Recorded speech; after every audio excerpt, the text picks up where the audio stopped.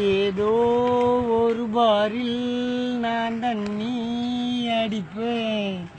அடிக்கும் போதெல்லாம் நான் ஸ்டெடியாயிருப்பேனா.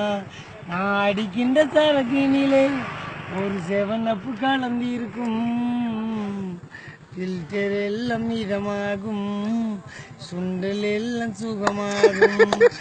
அப்பு வந்து தலைக்கேறும், உங்க பாக்கெட் எல்லாம் காலியாகும்.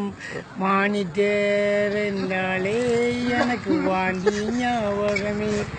துங்கி என்றாலே அது கவுந்தது ஞாபகமே.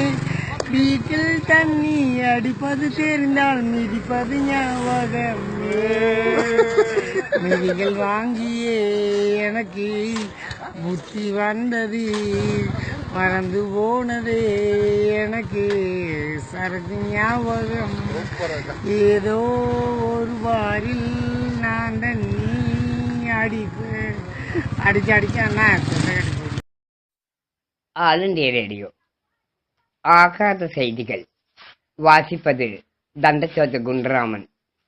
பொள்ளாச்சி ஆரிபவன் ஹோட்டலில் அடுக்கி வைக்கப்பட்டிருந்த 500 போரிகள் சரிந்து விழுந்ததால் சிப்பந்திகள் உள்பட 22 நபர்கள் காயமடைந்ததாக ஹோட்டல் ஓனர் அறிவித்திருக்கிறார்.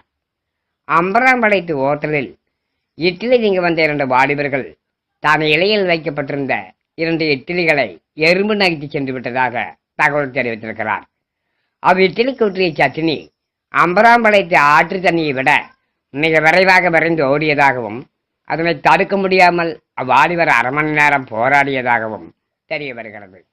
ஆனைமலை பாலத்தின் அருகே 60 டன் எடையுடன் வந்த லாரி 60 வயது கிழவியின் மீது மோதியதால் கிழவிக்கு 2 போல்டுகள் அதே இடத்தில் கலந்து விட்டதாகவும் லாரிக்கு 2 இடுப்பெலும்புகள் ஒழிந்து விட்டதாகவும் தெரிய வருகிறது.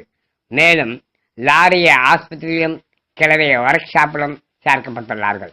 நீங்கள் இதுவரை கேட்டது ஆல் இந்தியா ரேடியோவின் ஆகாத செய்திகள். வணக்கம்.